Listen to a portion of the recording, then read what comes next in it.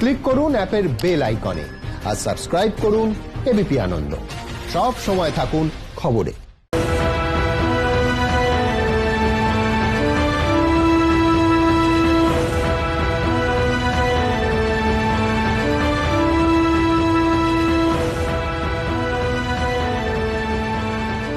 Martin Luther king junior বলেছিলেন, অনৈতিক আইনকে অমান্য করা নৈতিক কর্তব্য।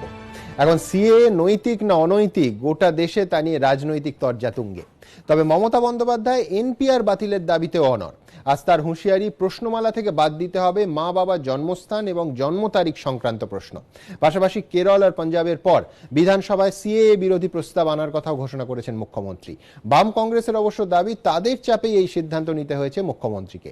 এদিকে রাজনীতির ময়দান পেরিয়ে সিএএ বিরোধিতার আঁচ পৌঁছেছে খেলার মাঠেও। আবার বিজেপির অস্বস্তি বাড়িয়ে সিএএতে সমালোচনায় মুখ খুলেছেন বিজেপি নেতা চন্দ্র বসু। এই যাবতীয় বিষয় আজকের আলোচনায় থাকবে। তবে সবার আগে দেখে নেব শিলিগুড়ির জনসভা আজকে কি বললেন মমতা বন্দ্যোপাধ্যায়। দেখুন। যে বাবা মায়ের জন্মস্থান বা জন্ম সার্টিফিকেট দিতে হবে, দ্যাট ইজ নট ম্যান্ডেটরি, না দিলেও চলবে। তাই আপনার যদি একটা কলম থাকে, আপনি যখন মার্কশিট পান, প্রত্যেকটা সাবজেক্টের জায়গা থাকে, প্রত্যেকটা সাবজেক্টে আপনার নাম্বার থাকে, প্রত্যেকটা সাবজেক্টে আপনাকে পাস করতে হয়। তো একটা জায়গায় যদি আপনার নাম্বারই না থাকে, আপনি একটা সাবজেক্ট পরীক্ষায় না দেন, তাহলে কি আপনাকে পাস বলে ঘোষণা করবে? করবে না। আপনি একটা পরীক্ষা দেন ইনকমপ্লিট। দিল্লিতে এনপিআর সংক্রান্ত বৈঠক বয়কট করেছে বাংলা। ইতিমধ্যে বিজ্ঞপ্তি জারি করে এনপিআর এর প্রক্রিয়া বন্ধও করে দিয়েছে তৃণমূল সরকার। তাদের দাবি, এনপিআর আসলে এনআরসিরই প্রথম ধাপ। আর এনপিআর এ নাম নথিভুক্ত করানোর জন্য মা বাবার জন্ম তারিখ ও জন্মস্থানের নথিপত্রও কি জমা করাতে হবে? এই নিয়ে বিতর্কের মধ্যেই এবার সুর চড়ালেন মমতা বন্দ্যোপাধ্যায়। আমিও প্রথমে ভেবেছিলাম ওটা এমনি সেন্সাস। যখন দেখলাম তাতে কলম করেছে বাবা মায়ের জন্মস্থান দিতে হবে, বাবা মায়ের ডেট অফ বার্থ দিতে হবে, তখন ভাবলাম এ তো আমিও দিতে পারবো না। আমার বাবা মা যদি জন্ম সার্টিফিকেট চান, কোথা থেকে দেবো? তাহলে যে ধরুন নামটা দিল না, ডেট অফ বার্থটা দিল না, বা জন্ম সার্টিফিকেট বাবা মা দিল না, বা জন্মস্থান দিল না, সেই কাগজ দেখাতে পারলো না, তার মানে সে তো ইনকমপ্লিট। অটোমেটিক্যালি আসল সময় তাকে বাদ করে দেবে। সুতরাং যে ইচ্ছে তাদের কথাই বুঝুক, আমি বুঝছি না। আমি একটাই কথা বুঝি, আইনে কাগজপত্রে যখন লেখা আছে, কাগজপত্র ঠিক না করা পর্যন্ত এটা করা যাবে না, কারণ ওখানে কন্ডিশন রেখে দেওয়া হয়েছে। আর লিখিতভাবে যদি কন্ডিশন থাকে, সেটা যতক্ষণ পর্যন্ত উইথড্র না হচ্ছে, সেটা আইন হিসেবে থেকে যাচ্ছে। এটা কিন্তু মাথায় রাখবেন। এনপিআর নিয়ে মমতা বন্দ্যোপাধ্যায় বিভ্রান্তি ছড়ানোর চেষ্টা করছেন, পাল্টা দাবি বিজেপির। উনি সবাইকে ভয় দেখিয়ে রেখেছেন। আর আমি যেটা বলেছিলাম, কোনো কারণে যে অনাথালয়ে বড় হয়েছে, সে তো বাবা মার নাম জানে না, তার জন্য কম্পালসারি নয়। যাদের বাবা মার নাম জানা আছে, না বলার কি আছে? কারো যদি চোর ডাকাত হয়, সে লজ্জা আছে। সুস্থ ভদ্রলোকে তো লজ্জা পাওয়ার কোনো নেই। সব জায়গায় বাবা মার নাম লিখতে হয়, স্কুলে ভর্তি করতে হলে লিখতে হয়। এই অপশানও আমাদের সমাজ দিয়েছে আজকে, অন্যান্য দেশের মতো, যে মাতৃ পরিচয়ে সন্তান ভর্তি হতে পারে। তো অসুবিধা কি আছে? কেন ভয় দেখাচ্ছেন? অস্তিত্বহীনতায় ভুগছে। শুনুন, Mamata Banerjee all India leader হতে চেয়েছিলেন, বাংলার লিডার থাকবেন কিনা সে নিয়ে সন্দেহ। উনি যেভাবে দেখাচ্ছেন সবাইকে ডেকে নিয়ে এসেছে যে উনি নেতা হয়ে গেছেন, ওনার কথাই চলে। যেভাবে ওনাকে সবাই ছেড়ে দিয়ে চলে গেল, কমপক্ষে যদি লাইলজ্জা থাকে তো কমপক্ষে এটা বিরোধিতা করা বন্ধ করুন। কারণ সারা দেশের লোক বুঝে গেছে এটা হওয়ার দরকার। এটা বাধা দেওয়া মানে জনবিরোধী কাজ। এনপিআর প্রশ্নে মমতাকে কটাক্ষ করেছে বামেরা। কেরল সরকার যেভাবে মিটিং এ দাঁড়িয়ে বলেছে কেন আমরা এনপিআর করব না, আর আমাদের রাজ্য সরকারের মুশকিল হচ্ছে এটাই, তিনি সামনাসামনি মিটিং এর থেকে কেন করব না এটা বলার নেই, বরঞ্চ আলাদা করে কথা বলে নিয়েছেন। যেমন কয়েকজন এরকম গো গেটার আছে বিটুইন, কয়েকজন ব্যবসায়ী আছে যারা বিজেপি এবং তৃণমূলের মাঝখানে ঘোরাঘুরি করে, তাদের মাধ্যমে কথা বলেন। ওইরকম এনপিআর এর প্রশ্ন মিটিং এ অফিসিয়ালি প্রেজেন্ট থেকে যদি উনি রেকর্ড করাতেন যে কেন এনপিআর করব না যুক্তিসঙ্গতভাবে, সেটা অনেক জোরালো হতো। জনগণনার প্রথম পর্ব এবং এনপিআর এর তথ্য একই সঙ্গে সংগ্রহ করা হবে। কাজ হবে 1 এপ্রিল থেকে 30 সেপ্টেম্বরের মধ্যে। কিন্তু কেরলের বাম সরকার এবং পশ্চিমবঙ্গের তৃণমূল সরকার বিজ্ঞপ্তি দিয়ে ইতিমধ্যে এনপিআর এর প্রক্রিয়া বন্ধ করে দিয়েছে। এই প্রেক্ষাপটে মুখ্যমন্ত্রীর অনড় অবস্থানের পর কেন্দ্র রাজ্য সংঘাত কোন পথে গড়ায়, সেদিকেই সবার নজর। এবিপি আনন্দ। প্রণয়দা, মুখ্যমন্ত্রীর বক্তব্য খুব স্পষ্ট, সেটা হচ্ছে এই যে প্রশ্নমালা আছে সেখানে বাবা মায়ের জন্মস্থান এবং জন্ম তারিখের যে অপশন আছে আবার বলছি অপশন, কেন্দ্রীয় স্বরাষ্ট্র মন্ত্রক থেকে বলা হয়েছিল যে এটা অপশনাল, এটা ঐচ্ছিক, এটা যিনি প্রোভাইড করবেন ডেটা তার ইচ্ছের ওপর নির্ভর করছে। কিন্তু উনি বলছেন, ওনার আর্গুমেন্ট যে পরীক্ষায় কলম ফাঁকা থাকলে পাস না ফেল হয় না, ইনকমপ্লিট হয়ে যায়, কাজেই এই অংশটা তুলে না দিলে এ রাজ্যে উনি করতে দেবেন না এনপিআর। দেখুন, মুখ্যমন্ত্রী যে মিথ্যাচার করছেন এটা তো বারবার প্রমাণিত। সিএএ চালু হওয়ার পরে যে বিজ্ঞাপনটা উনি দেখাচ্ছেন, সেই বিজ্ঞাপনটা আজকে দেখতে পাচ্ছি না কেন? তার কারণ উনি মিথ্যাচার করছিলেন, হাইকোর্টের নির্দেশে সেটা বাধ্য হয়েছেন। সেকেন্ড হচ্ছে, আমি যদি আমার আমি বলছি নতুন সংযোজন আপনার বাবা মার জন্মস্থান এবং জন্ম তারিখ, যেটা আগের সেন্সাসে ছিল না। তার কারণও আছে। তার কারণ হচ্ছে যে ধরুন আমার জন্ম মালদাতে হয়েছে, আমি আজকে কলকাতায় এসেছি, তো যদি মালদা থেকে আমি কেন কলকাতায় আসলাম, এরকম তো প্রত্যেক দিন হচ্ছে। ছোট গ্রাম থেকে ছোট শহরে আসছে, ছোট শহর থেকে বড় শহরে যাচ্ছে, এই যে মাইগ্রেশন হচ্ছে, তো কেন হচ্ছে? এই যে এনপিআর এর ডাটা, এটা তো কিন্তু আমি বলছি আপনার জন্মস্থান জন্ম তারিখ তো সমস্যা নয়, সমস্যা হচ্ছে বাবা মার জন্মস্থান জন্ম তারিখের ডেটা সবার কাছে আছে। যার কাছে নেই সে দেবে না, তো ম্যান্ডেটরি নেই।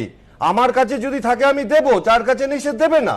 এখানে তো কোনো ম্যান্ডেটরি নেই। উনি বিভ্রান্ত করছেন কেন? আমার তো জানা পশ্চিমবঙ্গের কোটি কোটি মানুষ তারা দিতে চায়, তো মমতা ব্যানার্জির কি অধিকার আছে যারা দিতে চায় তাদেরকে সেখান থেকে বঞ্চিত করার? যারা জানে না, যারা দিতে চায় না, তারা দেবে না। আমি দিতে চাই, আমার মতো কোটি কোটি মানুষ পশ্চিমবঙ্গে আছে যারা আমরা দিতে চাই। তার কারণ আমরা মনে করি আমার যত তথ্য সরকারকে দেব আমি সেফ থাকবো। আমার তো কিছু লুকোনোর নেই। লুকোনো কার্ড আছে, যাদের ভুয়ো রেশন কার্ড হয়েছে, যাদের ভুয়ো ভোটার কার্ড হয়েছে, যাদের অন্যের বাবার নাম দিয়ে আধার কার্ড বেরিয়ে এসছে, এবং যে র্যাকেটের সাথে শাসক দল যুক্ত আছে, এরকম প্রায় 70 লক্ষ ভুয়ো ভোটার পশ্চিমবঙ্গে আছে। যদি একবার এটা প্রমাণিত হয়ে যায়, এই সংখ্যাটা বিশাল, তাহলে তাপস দ্বারা কেউ রেহাই পাবেন না। কার্ডের সার্টিফিকেটে তাদের আধার কার্ড হয়েছিল, রেশন কার্ড হয়েছিল। মুখ্যমন্ত্রী বাংলার মানুষ 9 কোটি মানুষ চাইছেন, কিন্তু মমতা বন্দ্যোপাধ্যায় হতে দিচ্ছেন, তারা তথ্য নিয়ে বসে আছেন। না, এটা অদ্ভুত। এটা প্রণয়দের কোন সার্ভে রিপোর্ট কোথা থেকে পেয়েছো? দিলীপও দেখি বলি 50 লক্ষ না 60 লক্ষর একটা গল্প বলে, কথা বলে। কে গুনলো আমি জানি না, কে সার্ভে রিপোর্ট সার্ভে করলো আমি জানি না, কোথার থেকে এই সংখ্যা তত্ত্ব পেলো আমি জানি না। তবে একটা কথা বলবো, যে আমি ও মুখ্যমন্ত্রীর সম্বন্ধে মিথ্যাচার বলেছে, তো আমার সেই ধৃষ্টতা নেই। আমি শুধু বলবো যে একটা কেন্দ্রের সরকার লাগাতার তাদের মন্ত্রীরা, নেতারা, প্রধানমন্ত্রী এবং স্বরাষ্ট্রমন্ত্রী যে অসত্য কথা, অসত্য বয়ান, এবং লোকসভায় একটা বলা, রাজ্যসভায় একটা বলা, জনসভায় একটা বলা, আর একটা পার্টি মিটিংয়ে একটা বলা, এই যে কথা ওরা বলছে, ওদের কিরণ রিজিজু কি বলেছে? ওদের প্রধানমন্ত্রী বলেছেন যে 14 থেকে 19 পর্যন্ত কখনো চর্চা হয়নি এনআরসি নিয়ে। আবার আমাদের স্বরাষ্ট্রমন্ত্রী অমিত শাহ তিনি বলেছেন যে এনআরসি হবে।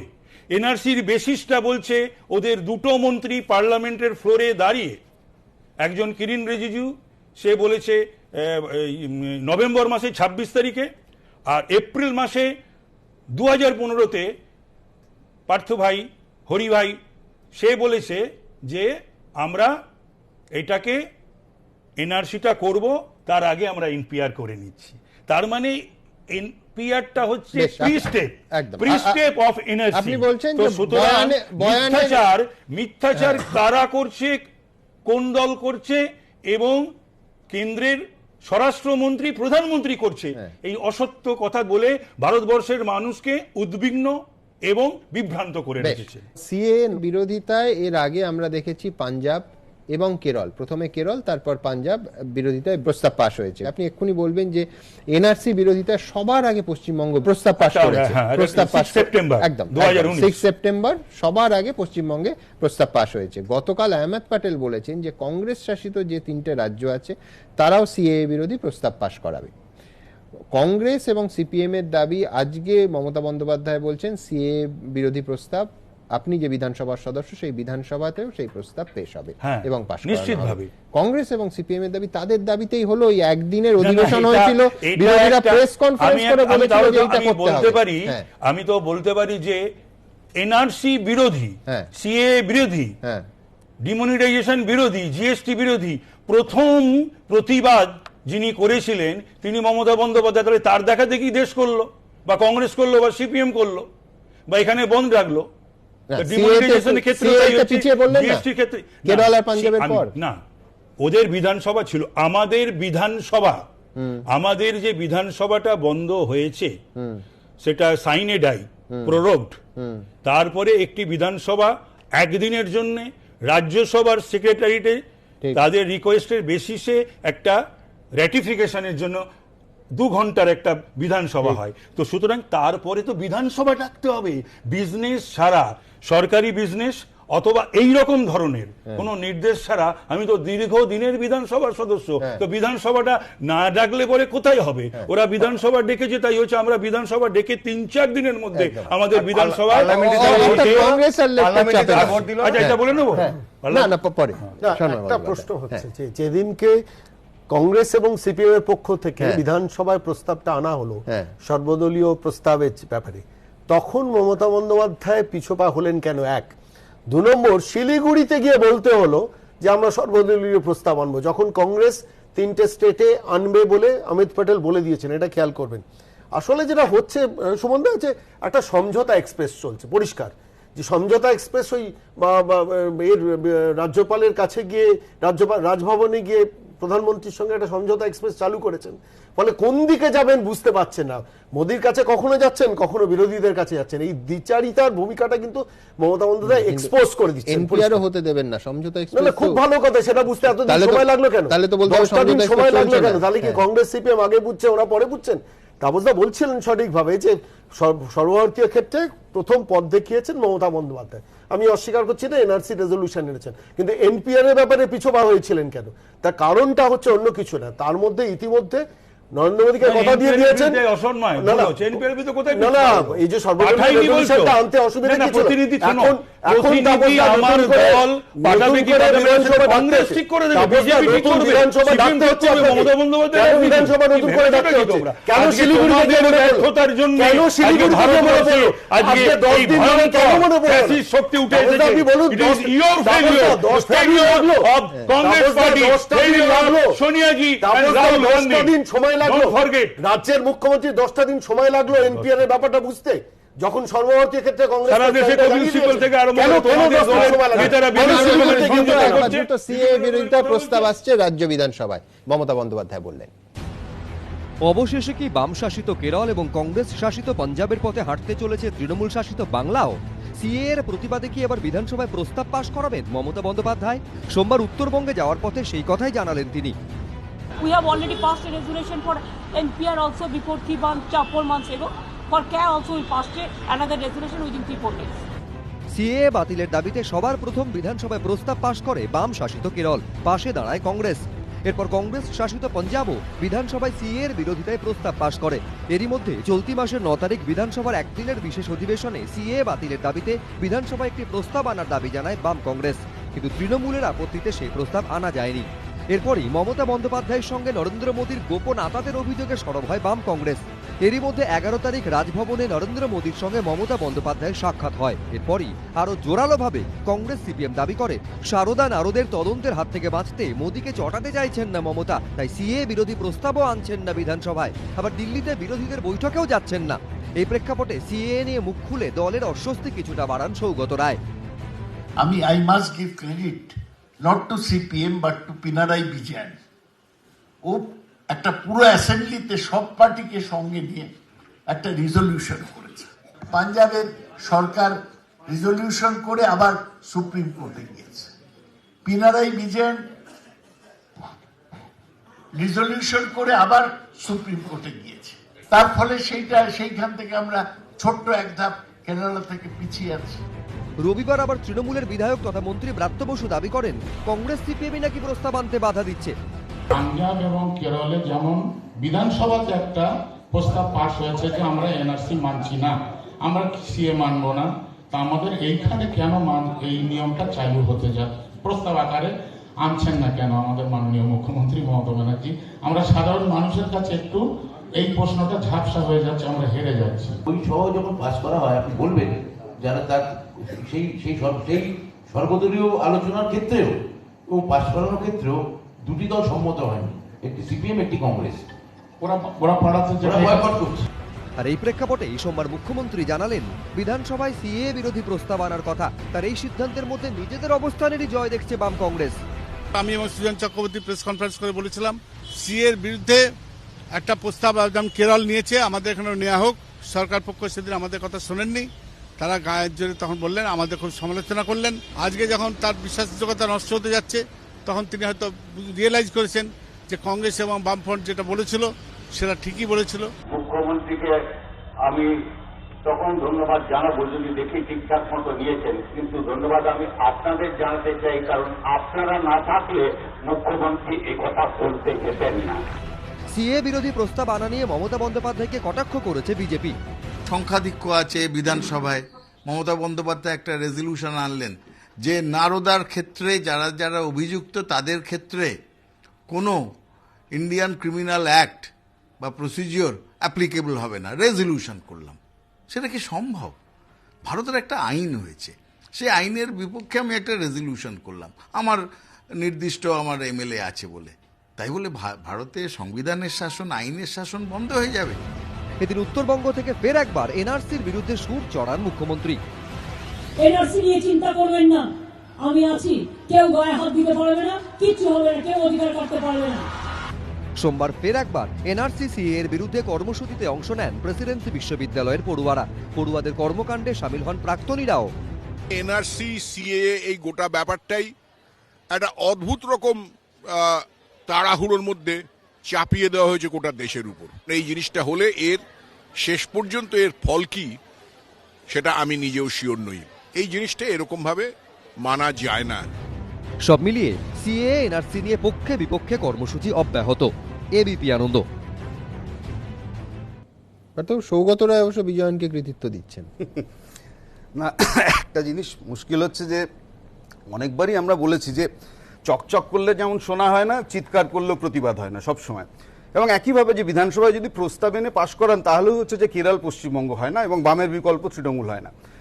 এই কারণের জন্যই বলছি কথাটা যে আসলে একটা প্রস্তাব আমাদের রাজ্যের বিধানসভায় যদি সিএ এর বিরুদ্ধে পাশ হয়, খুশি হব, কোনো অসুবিধার কিছু নেই, কিন্তু কোন প্রেক্ষিতে পাশ হতে চলেছে সম্ভবত হয়তো দেখবেন এই সপ্তাহেই শুক্রবারই এই প্রস্তাব আসবে এবং পাশ হবে। কিন্তু আমি বলছি যে এই যে প্রস্তাব পেশ এবং পাশের যদি প্রেক্ষিত আমরা দেখতে যাই, তাহলে কিন্তু আমি আবার বলবো যে আসলে এটা একটা ড্যামেজ কন্ট্রোল, সেটা হচ্ছে যে মেকানিজমের একটা পার্ট। এনআরসিটা কি বলবেন? সবার আগে পশ্চিমবঙ্গে এনআরসি সবার আগে হলো আমাদের এই বিধানসভায়। এটাও তো ঠিক যে আসামে এনআরসিতে যে 19 লক্ষ লোকের নাম বাদ গেছিল, তার মধ্যে 1 লক্ষ লোক বাঙালি, যাদের তথ্য এই রাজ্য থেকে যাওয়ার কথা ছিল, যায়নি, এটাও হয়েছে।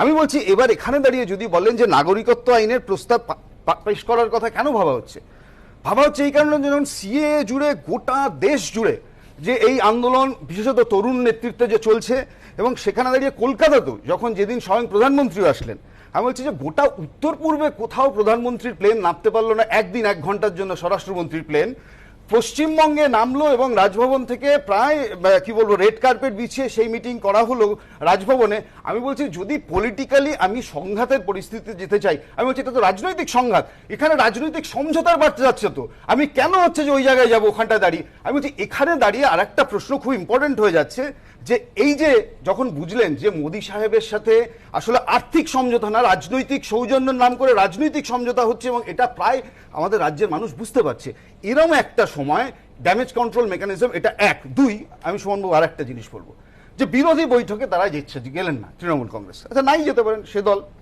কিন্তু প্রশ্নটা হচ্ছে সর্বভারতীয় ক্ষেত্রে এরকম একটা ন্যাশনাল বিপদ, সেটাকে কোনো আইল্যান্ডের মতো রাজ্যে দাঁড়িয়ে কোনো রাজ্যের সরকারের আটকানোর ক্ষমতা নেই। সেখানে অল ইন্ডিয়া একটা পার্সপেক্টিভ আছে, যেখানে এই মুখ্যমন্ত্রী বারবার বলেছিলেন যে আমরা সর্বভারতীয় ক্ষেত্রে হতে চাই, কিন্তু এবার আজকেরও আমি যে কথা দেখলাম যে সেখানে দাঁড়িয়ে যে এনপিআরে যদি বাবা মার জন্মস্থান এবং জন্ম তারিখ এটাকে যদি তুলে দেওয়া হয়, তাহলে এটা নিয়ে আমি ভাবতে রাজি আছি।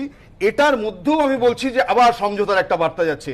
আমার কথা হচ্ছে at this point of time as NRC and NPR correlated, এটুকুও তো কংগ্রেস শাসিত রাজ্যগুলো এটুকুও তো বলেনি। দুই হচ্ছে যে এইটা হচ্ছে একমাত্র বিষয় যেটা ডিফারেন্সিয়েট করছে আগের সেন্সাসের কাগজের 2010-এর সঙ্গে। এবার আমি বলছি এই দুটো যদি প্রত্যাহার হয় তাহলে সেন্সাস করবেন না কেন? আমি বলছি হবে না এই কারণের জন্য। কারেক্ট প্রশ্ন আপনি করেছেন যে এই দুটো এর বেসিসে এই বাকি প্রশ্নগুলো তো 2010-এও ছিল। এই কারণের জন্যই বলছি যে যদি এনআরসি এই শব্দটা ভারতবর্ষ থেকে তুলে নেওয়া হয় তাহলে হচ্ছে এনআরসির সাথে এনপিআর এর আর রিলেশন আপনি সেইভাবে খুঁজে পাবেন না। আপনি এনআরসি প্রত্যাহার করা হলে সিএ এর সাথে যে রিলেশন মানুষ আতঙ্কে ভুগছেন কম হতো। আমি বলছি যে এনআরসি জনসংখ্যা হবে নাই বা কেন, আমি বলছি আমি আপত্তির জায়গাগুলো নিঃসন্দেহে প্রণিধানযোগ্য, বা মাত্রা যেটা নতুন সংযোজন, বাকিগুলো হবে না। না হবে তো, হয়তো উচিত। আমি আপনাকে বলছি যে এনআরসি তুলে নেওয়া হোক, তাহলে হচ্ছে যে এবং সিএ তুলে নেওয়া হোক, এনপিআর হতে পারে তখন। আমি বলছি যে NPR in it's present form when it is linked with NRC linked with CA, তখন হচ্ছে আপনি যদি একটাকে অ্যালাউ করেন, একটার ক্ষেত্রে সমঝোতা করেন, বাকিগুলোর ক্ষেত্রে সমঝোতা রাস্তা কিন্তু খুলে যাচ্ছে। আরেকটা আপত্তি 13 তারিখের বিরোধীদের বৈঠকে না যাওয়া। তাপস রায়, না আমি একটা কথা বলি যে কংগ্রেস এবং সিপিএম পার্টিকুলারলি ইন বেঙ্গল তারা মৃতপ্রায় সাংগঠনিক দিক থেকে, সুতরাং তাদের ঘুরে দাঁড়াতে গেলে সাকসেসফুল হয়েছিল। যদি মৃতপ্রায় হয়ে থাকে তাহলে সাকসেস হয়েছে তো ছেড়ে দাও, ঠিক আছে হয়েছে। এইবার কথা হলো যে তাদের সেই মৃতপ্রায় সংগঠনকে এবং যারা বাংলায় পরিত্যক্ত বাংলার মানুষ দ্বারা কংগ্রেস এবং সিপিএম 7 আর 5, সেটাও আগামী দিনে কোথায় এসে দাঁড়ায়। তো সুতরাং তাদের অ্যাটাক করতেই হবে তৃণমূলকে, তাদের অ্যাটাক করতেই হবে মমতা বন্দ্যোপাধ্যায়। এখন এনআরসি নিয়ে একটা 17 তারিখে গভর্নমেন্টের কাছে সুপ্রিম কোর্ট অ্যাপিল গেছিল, একটা উত্তর চেয়েছে 31শে জুলাই বিজ্ঞপ্তির ওপরে। আরে সেটা দিক, 60টা যে অ্যাপ্লিকেশন পড়েছে সুপ্রিম কোর্টে তারও তো শুনানি পেন্ডিং, তো সেই শুনানিটাও হোক। তাহলে পরে এটাকে যদি আমি বলি আইনের ছাত্র হিসেবে যে এটা একটা কোর্ট পেন্ডিং কেস, সেইখানে দাঁড়িয়ে কেন্দ্রের শাসক দল, প্রধানমন্ত্রী, স্বরাষ্ট্রমন্ত্রী এবং অন্যান্য মন্ত্রীরা বা বিজেপির রাজ্যের নেতারা বা কেন্দ্রের নেতারা তারা কিন্তু এই সমস্ত কথা বলতে পারে না।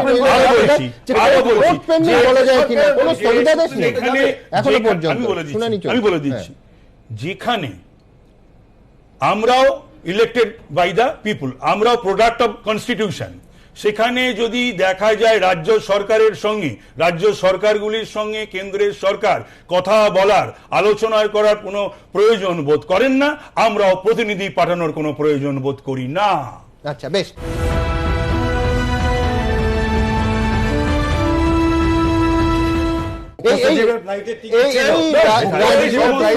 এই রাজনীতির ময়দানে খেলা হচ্ছে, কিন্তু সত্যি সত্যি খেলার ময়দানেও এই সিএ একেবারে সশরীরে স্বমহিমায় চলে এসেছে। ফুটবলে এসেছে, ডার্বি ম্যাচে, কিছুদিন আগে ওয়াংখেড়ে স্টেডিয়ামে এসেছে। আমি দেখাবো, তারপর শুভময় বাবুর কাছে তা নিয়ে আসবো। দেখুন, সিএ এনআরসির প্রতিবাদ এবার খেলার মাঠেও। কয়েকদিন আগে মুম্বাইয়ের ওয়াংখেড়ে স্টেডিয়ামে ভারত অস্ট্রেলিয়া ম্যাচে গ্যালারিতে দেখা গিয়েছিল এই ছবি। এবার এনআরসি সিএ এর প্রতিবাদে কার্যত সেই দৃশ্যেরই পুনরাবৃত্তি ঘটল যুব ভারতী ক্রীড়াঙ্গনে। রাজপথ, কলেজ, বিশ্ববিদ্যালয়ের ক্যাম্পাস ছাড়িয়ে প্রতিবাদ নেমে এলো খেলার মাঠেও। রবিবার ইস্টবেঙ্গল মোহনবাগান ম্যাচে ভিড়ে ঠাসা গ্যালারির নজর কেড়েছে এই বিরাট ব্যানার। তাতে লেখা, রক্ত দিয়ে কেনা মাটি, কাগজ দিয়ে নয়। বার্তা স্পষ্ট, নারায়ণ দেবনাথের অমর সৃষ্টি বাটুল দি গ্রেটও এখানে প্রতিবাদের মুখ। ইস্টবেঙ্গল গ্যালারি জুড়ে বিশাল বহরের এই টিফোতে এনআরসি বিরোধী বার্তা। কমিক্সের 2 চরিত্র বাচ্চু আর বিচ্ছুদের মুখে বাটুলকে চ্যালেঞ্জ, কিরে বাঙাল, এনআরসি আসছে, যা পালা। লাল হলুদ জার্সিধারী বাটুল এনআরসির হুঁশিয়ারির উত্তর দিয়েছে অন্য একটি টিফোয়। বাঙাল দ্য গ্রেট বাটুলের এক ঘুষিতেই বাচ্চু বিচ্ছুরা পগার পার। প্রতিবাদ সবুজ মেরুন গ্যালারিতেও তাদের টিফোয় লেখা ছিল, পলাশির প্রান্তরে সূর্যাস্তের পর চোখে চোখ রেখে লড়াই শিখিয়েছি আমরাই। কোথাও সোজাসুজি পোস্টারে লেখা, no NRC, no CA, no NPR. বাংলায় ঘটি বাঙালের ময়দানি লড়াইয়ের মধ্যে এক ঐক্যের নিদর্শন। সিএ, এনআরসি, এনপিআর এর প্রতিবাদে 100 মোহনবাগান ইস্টবেঙ্গলের অসংখ্য সমর্থক। কলকাতার ময়দানের বহু প্রাক্তনীয় প্রতিবাদের এই পন্থাকে স্বাগত জানিয়েছেন। এটা একটা ভীতি সঞ্চার করেছে এই জিনিসটা, সেটা আমরা সব জায়গাতেই বুঝতে পারছি। সেই আতঙ্কের জন্যই কিন্তু এই ব্যানারটা নিয়ে এসেছিল। তারা জানে আজকে মাঠে 65-70 হাজার লোক হবে, তাদের সামনে আমরা এটা নিয়ে যাব যে আমরাও খেলার মাঠে আমরা খেলা দেখতে এসেছি ঠিকই, কিন্তু আমাদের ভেতরেও কিন্তু সেই আতঙ্কটা রয়েছে। সত্যি তো, স্বাধীনতার 72 বছর পরে আজকে এই প্রশ্নটা উঠেছে। আমার বাবা মা ওই বাংলা ওপার থেকে এসে এখানে সেটেল করেছেন। আমি কোনোদিন এই সমস্ত প্রশ্নের মুখোমুখি হব ভাবিনি। আজকে এই প্রশ্নগুলো আসছে, এটা মানুষের মধ্যে থেকে আসছে। এই যে অভিনব প্রতিবাদ করার যে ভঙ্গিটা, এটা আমার ভালো লেগেছে। এ নিয়েও শুরু হয়েছে রাজনৈতিক তরজা।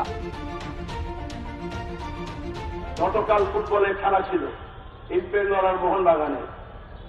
সেই খেলার মাঠে ব্যানার লাগিয়ে কলকাতার যৌবন বুঝিয়ে দিয়েছে কলকাতা কি চায়, পশ্চিমবঙ্গ কি চায়, আর বাংলা কি চায়।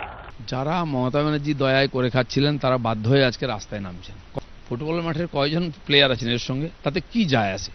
ঠিক আছে, কারো বক্তব্য বলতেই পারে, কিন্তু আমার মনে হয় যারা শিক্ষিত জন তারা জেনে শুনে করা উচিত। তারা অজ্ঞতার বসে দেশের বিরোধিতা করছেন, এটা বোঝা উচিত।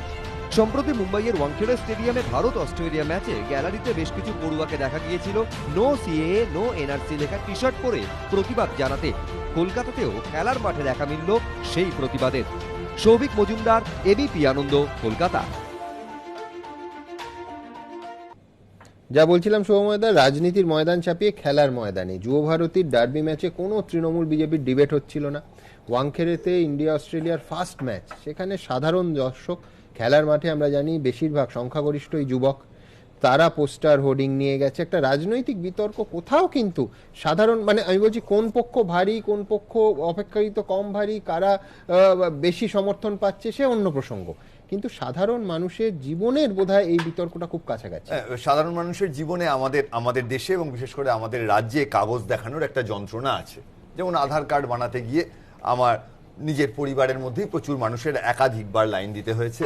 এবার এই কাগজ দেখানোর যন্ত্রণার জায়গা থেকেই কিন্তু মানুষের যেটা মূল ভয়, সেই ভয়টা হচ্ছে জন্ম বনাম জন্ম বৃত্তান্ত। সেখানেই অস্তিত্ব বনাম অস্তিত্ব সংকট। অর্থাৎ জন্ম তো আছে, মানুষটার অস্তিত্ব আছে, চোখের সামনে দেখা যাচ্ছে, কিন্তু যখনই জন্ম বৃত্তান্ত খুঁজতে যেতে হচ্ছে, ফ্যামিলি ট্রি কাদের থাকে, ব্রিটেনের রানীর খুব ভালোভাবে আছে বা বিভিন্ন দেশের রাজাদের খুব ভালোভাবে রাখা আছে। আসলে কি আমরা সবাই তো ইতিহাসের পার্ট নই, সবাই রাজরা নই। সাধারণ মানুষের কিন্তু জন্মবৃত্তান্ত নেই। ওরা যে কাজ করে সেইখানে কিন্তু তার সমস্ত ডেটা রাখা থাকে না। এবার প্রশ্ন হচ্ছে, জন্মবৃত্তান্ত যদি কেন্দ্রীয় সরকার খুঁজে পেতে চান, খুব কি শক্ত?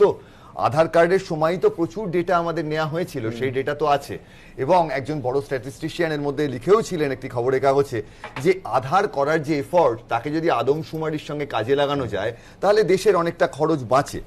এই জায়গার থেকেই কিন্তু একটা সাধারণ মানুষের মধ্যে বলা খুব শক্ত কত শতাংশের মধ্যে, হয়তো কিছু মানুষ আছেন যারা চান সঠিক নাগরিক আইডেন্টিফাইড হোক, কিন্তু মূল কথা হচ্ছে মোহনবাগান ইস্টবেঙ্গলের খেলার মাঠে রক্ত দিয়ে কেনা মাটি, কাগজ দিয়ে নয়, এই কথা যখন লেখা থাকছে, যখন কেউ আবৃত্তি করে বলছেন এলো মানুষ ধরার দল, গর্বে যারা অন্ধ তোমার সূর্যহারা অরণ্যের চেয়ে, তখন অন্তত শিক্ষিত সম্প্রদায়ের মধ্যে, এখানটা একটু বলতে দিতে হবে, শিক্ষিত সম্প্রদায়ের মধ্যে কিন্তু একটা যারা কনসাস, যারা পশ্চিমবঙ্গের বাঙালি, তাদের মধ্যে একটা ভয় যে জাগছে। এবং একই রকম মারাঠিদের সঙ্গে বাঙালিদের কিন্তু অনেক জায়গায় মিল আছে আচার আচরণে, সেইখানেই ওয়াংখাড়েতে আপনি দেখছেন। অন্য একটা দিক কিন্তু আছে, যারা এই প্রচারগুলো করছে, মানে প্রতিবাদ করছেন, তাদের মধ্যে কিন্তু বেশিরভাগই সুবিধাভোগী শ্রেণীর মানুষ, কেউ একটু শিক্ষিত, কেউ মাস্টারমশাই। এইখানে মমতা ব্যানার্জি যখন ক্ষমতায় এসেছিলেন, এই সুবিধাভোগী মানুষদের পছন্দ করেন না যে অনেক বেশি সংখ্যক মানুষ, তাদের মধ্যে একটা বড় অংশ তৃণমূলের পক্ষে গেছিল। এই জায়গায় যদি বিজেপির নেতাদের প্রচার দেখেন, বুদ্ধিজীবীদের আক্রমণ করার যে জায়গাটা, সেটা কিন্তু কনসাস ডিসিশন। দিলীপ ঘোষ অত্যন্ত পরিণত রাজনীতিবিদ, তিনি কিন্তু হঠাৎ করে বলে দিচ্ছেন না। প্রত্যেকটি পলিটিক্যাল পার্টি কিন্তু চায় তাদের যে সমর্থনের ভিত্তি তাকে অপটিমাইজ করতে, অর্থাৎ সর্বাপেক্ষা কাম্য একটা জায়গায় পৌঁছে দিতে। সৌমদা, আমি একটা কাউন্টার আর্গুমেন্ট দিই, সেটা হচ্ছে অপেক্ষাকৃত সামাজিকভাবে নিচের দিকে স্তরের মানুষের কথা আপনি বলছেন, কিন্তু কাগজপত্রের কথা যদি বলেন তাদের বিশেষ না নেই, এবং বিশেষ করে আমাদের মতো রাজ্যে যেখানে প্রতি বছর বন্যা হয়, আমি বুঝি সেই স্তরের মানুষদের পুরনো কাগজপত্র জোগাড় তো তত বড় চ্যালেঞ্জ। ঠিক, কিন্তু ওপার বাংলা থেকে বহু মানুষ তাদেরও কিন্তু প্রতিদিন প্রতিবাদ করারও সুযোগ কম, তাদের প্রতিদিনের কাজটা করতে হচ্ছে। সেখানে সেখানে যদি বিজেপি কনভিন্স করতে পারে যে দেখো তোমার নাম দিলেই তুমি নাগরিক হয়ে গেলে, এই কনভিকশনের জায়গা দিয়েও কিন্তু বিজেপি একটা মাসের কাছে পৌঁছতে চাইছে। সুতরাং এই মুহূর্তে অবশ্যই বাঙালি যে চেতনা, বাঙালি ভাবনা, শিক্ষিত বাঙালি বুদ্ধিজীবী, তাদের সম্বন্ধে বিজেপি নেতাদের যে বক্তব্য, সেখানে এই দূরত্বটা সৃষ্টির জায়গা আছে। একদম, আমি এই চমৎকার পয়েন্টে আসবো। সমীর রাইচ আমাদের সঙ্গে আছেন, প্রণয়দা আছেন, কিন্তু তার আগে দ্রুত একবার দেখাবো আপনাদের যে এই খেলার মাঠের কথা বললাম, বিজেপির অস্বস্তি আরেকটু বাড়িয়ে আরেকজন চন্দ্র বসু, যিনি বিজেপির প্রার্থী হয়েছিলেন এবং দলীয় সদস্য তো বটেই, এই সিএ আইনের বিরুদ্ধে তিনি মুখ খুলেছেন এবং কার্যত পার্টির যে অ্যাপ্রোচ সেটাকেও তীব্র সমালোচনা করেছেন। কি বলেছেন দেখুন। এই যে আন্দোলন সারা ভারতবর্ষে চলছে, এটি সমাধান করা খুবই সহজ। আপনারা যদি স্পষ্ট করে জানিয়ে দেন হিন্দু, মুসলমান, শিখ, ইসাই সকলে এর মাধ্যমে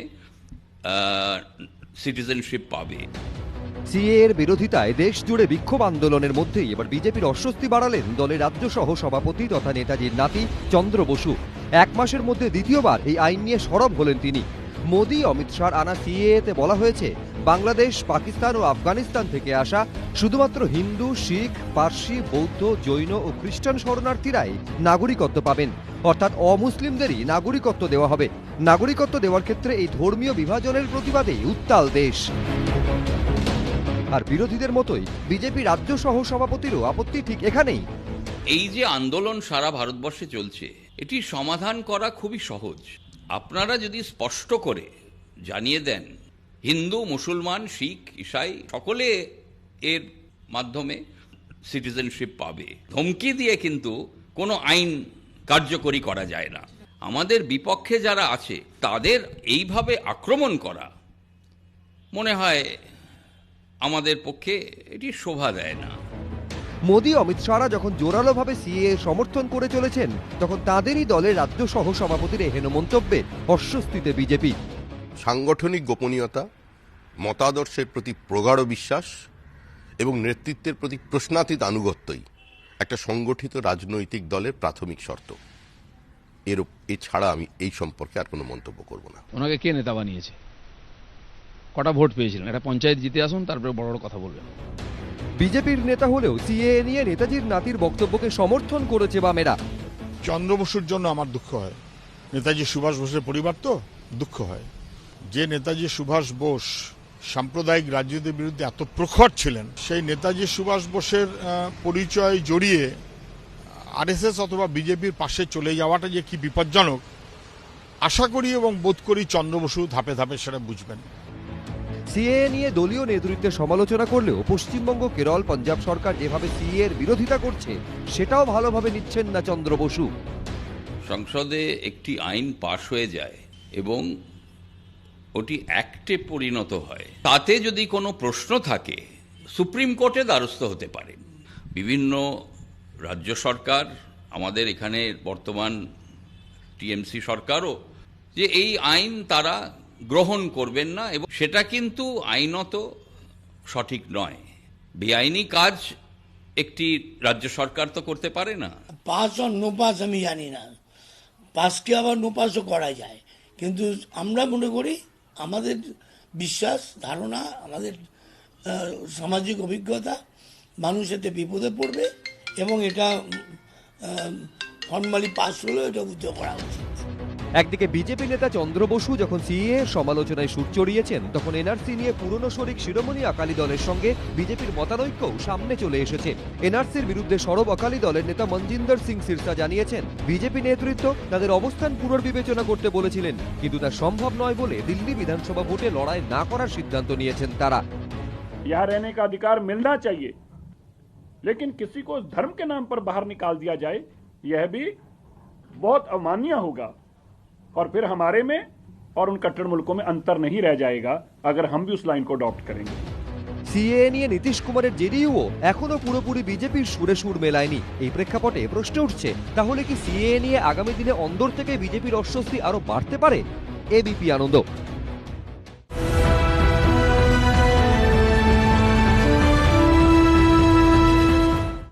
প্রণাদা, সুমনদা শুধু নেতাজি পরিবারের সদস্য নন, রাজ্য বিজেপির সহসভাপতি তিনি বলছেন, কি বলছেন সবগুলো হয়তো দেখানো গেল না। এক হচ্ছে যে সংখ্যাতে, যে সংখ্যার কথা আপনারা বারবার বলছেন, উনি বলছেন, কার্যত বলছেন সংখ্যার জোরে বিরোধীদের দুর্মুষ করা যায় না, কোট আনকোট যদি যাই, মানুষকে হুমকি দিয়ে কোনো আইন লাগু করা যায় না, বিরোধীদের এইভাবে আক্রমণ করা শোভন হচ্ছে না, রাজ্যসভা ও লোকসভায় আমাদের সংখ্যাগরিষ্ঠতা আছে বলেই আমরা আক্রমণে যাব, এটা ঠিক নয়। আজ আমরা ক্ষমতায় আছি, কাল নাও থাকতে পারি। মানুষের সমর্থন না নিয়ে কিছু করতে গেলে মানুষ এটা মেনে নেবে না, এবং স্পেসিফিক্যালি সিএএ বিরোধিতা করছেন রাজ্য বিজেপির সহসভাপতি। দেখুন, 16 কোটির সদস্যের দলে একজন দুজন এরকম থাকেই। আর শ্রমিকদা আর দিলীপদা যা বলে দিয়েছেন, এরপরে আমি আর কিছু বলতে চাই না, কারণ কি আমাদের দলের মধ্যে এগুলোর খুব বেশি গুরুত্ব নেই। আমাদের সাধারণ কর্মী থেকে শুরু করে রাজ্য সভাপতি প্রত্যেক দিন রাস্তায় যেভাবে আমরা মানুষকে বোঝানোর চেষ্টা করছি, তার মধ্যে একজন দুজন ঘরে বসে এরকম বাড়িতে আপনার এগুলো দেখানো বন্ধ করুন। আমার মনে হয় এগুলো আর কোনো বেশি কিন্তু একজন দুজন আপনাদের সহসভাপতি দেখুন, যখন আমি শুধু সদস্য হলে বলতাম না, একদম দেখুন, আপনারাও জানেন, সবাই জানি যে ওনার একটা নির্দিষ্ট বিচার ধারা ছিল, একটা অন্য বিচারধারায় উনি বিলংস করতেন। উনি যখন এসছেন তখন সহসভাপতি হয়েছেন। তো যখন উনি এসছেন তখন তো আর আমরা জানি না যে উনি 5 বছর পরে কি বলবেন, পার্টির বিরুদ্ধে গিয়ে কথা বলবেন কি বলবেন, আমাদের জানা কথা না। আর আমরা সত্যি কথা বলতে আর গুরুত্ব দিই না এগুলোতে, কারণ এটা তো পার্টির মত না, ভালো কথা, কিন্তু ওনার মত কি হবে না জেনেই সহসভাপতি বানিয়ে দিলেন। না, এখন ধরুন আজকে আমি এখানে বসে এই কথা বলছি, আজকে আমি একটা দায়িত্ব আছি, 5 বছর পর আমি কি বলবো সেটা তো আমরা তো গণৎকার না, আমরা হাত থেকে বুঝতে পারি না। উনি পদে আছেন।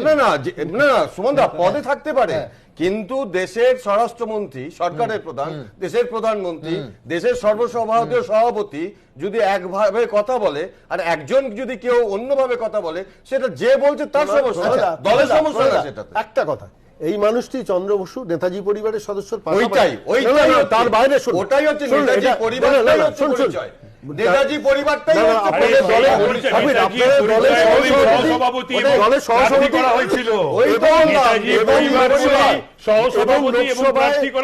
কলকাতার মতো কনস্টিটিউয়েন্সিতে তাকে প্রার্থী করা হয়েছে, এইরকম একটা জায়গায় দাঁড়িয়ে সেই জন্য বিবেকের ডাকটা সাড়া দিচ্ছে, বিবেকের ডাকটা সাড়া দিচ্ছে, এটা বুঝতে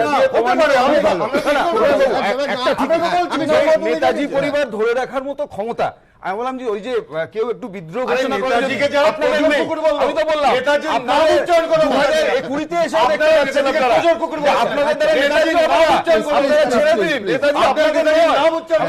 নেতাজি নিয়ে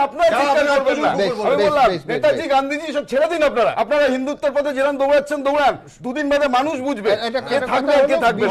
নেতাজির নাম একটা কথা হলো বিবেকের ডাক, সন্ময়বাবু খুব সরা বলেন। আমি সন্ময়দের কাছে একটাই প্রশ্ন করবো যে কপিল সিব্বল যেটা বলছেন সেটাও বিবেকের ডাক, বলছেন যে এই সিএএ আইনের বিরোধিতা অসাংবিধানিক। একটা জিনিস বুঝতে হবে, কারণ সংসদে এইভাবে পাস হয়েছে, এটা বিরোধিতাই করা যায় না। কপিল সিবাল কি বলেছেন সেটা আইনগত দিকের একটা ইন্টারপ্রিটেশন। আমি কপিল সিবালের ইন্টারভিউটা দেখেছি, একজন সাংবাদিকের প্রশ্নোত্তরের মধ্যে দিয়ে বলেছেন যে কেন্দ্রীয় সরকার কোনো বিল পাস করলে রাজ্য সরকার কখনো বলতে পারে না যে আমি এটা মানবো না। কিন্তু আমার বক্তব্যটা অন্য জায়গা। আমাদের রাজনৈতিক দল কেন্দ্রীয় মন্ত্রী আইনগত ব্যাখ্যা মন্ত্রী সুমনদা অ্যাকসেপ্টেড আইনগত ব্যাখ্যাটা কপিল সিবাল দিয়েছেন, ওই ইন্টারভিউটা আরেকবার আপনি দেখুন, দেখলে আইনগত ব্যাখ্যাটা দিয়েছেন। কিন্তু কংগ্রেসের স্ট্যান্ড পয়েন্টটা উনি বলেননি যে কংগ্রেস এই ব্যাপারে কি স্ট্যান্ড পয়েন্টটা নিয়েছে। আমাদের স্ট্যান্ড পয়েন্ট খুব পরিষ্কার, সোনিয়া গান্ধী যেটা বলে দিয়েছেন যে একদম পরিষ্কার, কোনো রাজ্যে লাগু হতে দেব না। এ নিয়ে একটা কনফিউশন তৈরি হয়েছিল, আপনারা জানেন, কোন রাজ্যে আমাদের 1 এপ্রিল থেকে আমরা অন্তত কংগ্রেসের যে সরকার সেখানে লাগু করব না। কিন্তু Kapil Sibal as an advocate তিনি তার লিগ্যাল ইন্টারপ্রিটেশনটা সাংবাদিকদের সামনে দিয়েছেন। সন্ময়দা প্রশ্নটা রইল, আই বেগ টু ডিফার, যে গোটা দেশে কংগ্রেস আন্দোলন করার চেষ্টা করছে আর উনি বলছেন যে গোটা দেশে এই বিষয়ে আন্দোলন করাটা অসাংবিধানিক। এই সময় দাঁড়িয়ে কপিল সিবালের অসাংবিধানিক, কপিল সিবালের এই সময় দাঁড়িয়ে ইন্টারপ্রিটেশনটা আমাদের দলীয় স্ট্যান্ড পয়েন্টের কিছুটা বিরুদ্ধে গেছে, তো অস্বীকার করে লাভ নেই, যেটা বাস্তবতা স্বীকার করতে হবে। কিন্তু পাশাপাশি এটাও অনেক সময় হয় কি, অনেক ব্যক্তি বিশেষের দল, ব্যক্তি বিশেষের কম্পালশন থাকে। এখন দেখো তুমি কপিল সিব্বলের কোনো কম্পালশন আছে কিনা? পশ্চিমবঙ্গ সরকারের দাঁড়িয়ে দায়িত্ব নিয়ে আমি বলছি, এবার কথা হলো অনেকে, আমি তাপস এটা দারুণ পয়েন্ট বললেন, আমার মনে পড়ে গেল যে একটা সময় জানি না কপিল সিব্বালের তখন কি কম্পালশন ছিল, যে যখন আব্দুল মান্নান সারদার দুর্নীতি নিয়ে সুপ্রিম কোর্টে চলে গেলেন, কংগ্রেস রাস্তায় নামছে তৃণমূল সরকারের বিরুদ্ধে, তখন তৃণমূলের পক্ষ নিয়ে কপিল সিব্বাল আইনজীবী, প্রফেশনাল কম্পালশন, না আমি তাই তো বলছি, আইনজীবী হয়ে আদালতে নামবে, না কম্পালশন, এটা প্রফেশনাল কম্পালশন। আমি তাই বলছি যে ও যদি অসাংবিধানিক বলে তাহলে এটা প্রথমে বলতে হবে যে আমাদের কনস্টিটিউশনের যে প্রস্তাবনা, যে মুখবন্ধ, যে প্রিয়াম্বল, সেটাকেই তো হিট করছে এই আইন। দুই হচ্ছে যে আমাদের সিটিজেনশিপ, যে আমাদের যে সিটিজেনশিপ অ্যাক্ট, যেটা অমর্ত্য সেন পয়েন্ট আউট করেছেন ভেরি কারেক্টলি অ্যান্ড রাইটলি, যে আমাদের সিটিজেনশিপ অ্যাক্টে পার্টিকুলারলি কোনো সম্প্রদায় বা ধর্মের কথা নেই, তাহলে পরে এটা সুপ্রিম কোর্টে অলরেডি এটা বিচার্য। সেই বিচার্য বিষয় নিয়ে যদি অ্যাপেক্স কোর্টকে মানা হয়, তাহলেও এই সরকারের মন্ত্রীরা স্বরাষ্ট্র দপ্তর যেটা তোমার করেছে, পাঠিয়েছে এই কদিন আগে এমএইচ এর মিনিস্ট্রি অফ হোম অ্যাফেয়ার্স এর একটা 252 পৃষ্ঠায় 15 অধ্যায়, তাতে একদম পরিষ্কার ভাবে লেখা হয়েছে, সেটা হচ্ছে কিন্তু ন্যাশনাল মানে জাতীয় হোম ডিপার্টমেন্টের রিপোর্ট, তাতে বলা হয়েছে যে এখতিয়ার দেওয়া হয়েছে সেন্সাস কমিশনারের এবং সেক্রেটারি জেনারেলের, তাতে বলা হয়েছে যে এনপিআরটা হচ্ছে প্রি স্টেপ অফ এনআরসি। আরে পি চিদম্বরম 2010 সালে ওইটা চালিয়ে দিন, আমার কাছে আমার শুধু একটাই এই পেশাদার এবং ব্যক্তিগত কম্পালশনের প্রসঙ্গে মনে পড়ছে যে যখন সেই সারদা মামলায় কংগ্রেস রাস্তায়, যখন কপিল সিব্বাল রাজ্য সরকারের হয়ে বা অভিযুক্ত যারা তাদের হয়ে আদালতে দাঁড়াচ্ছেন, তখন অধীর চৌধুরী কি বলেছিলেন, আমার স্মরণে আছে, অধীর চৌধুরী বলেছিলেন যে ভবিষ্যতে রাজ্য কংগ্রেসের কোনো অনুষ্ঠানে আর কপিল সিব্বালকে ডাকা হবে না। আমি জানি না কপিল সিব্বাল এই বিষয়ে আন্দোলনকে সম্পূর্ণ অসাংবিধানিক বলার পর জাতীয় কংগ্রেসের অবস্থান কি হবে বা এই নিয়ে কংগ্রেস হাইকমান্ড কি প্রতিক্রিয়া দেবে, আমাদের নজর থাকবে।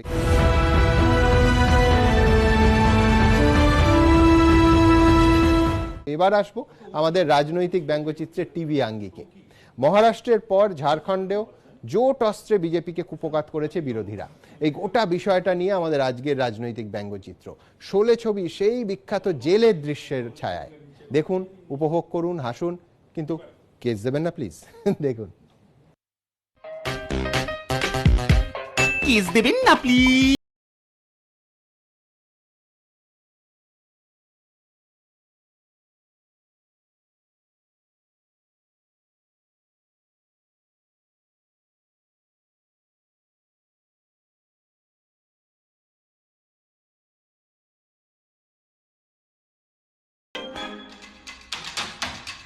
আচ্ছা, তো এখানে একটা জোট বানানো হচ্ছে, লেকিন তোমরা ভুলে গেছো আমি এনডিএ জমানার জেলার, আমার এজেন্ট দেশের কোনায় কোনায় ছড়িয়ে আছে।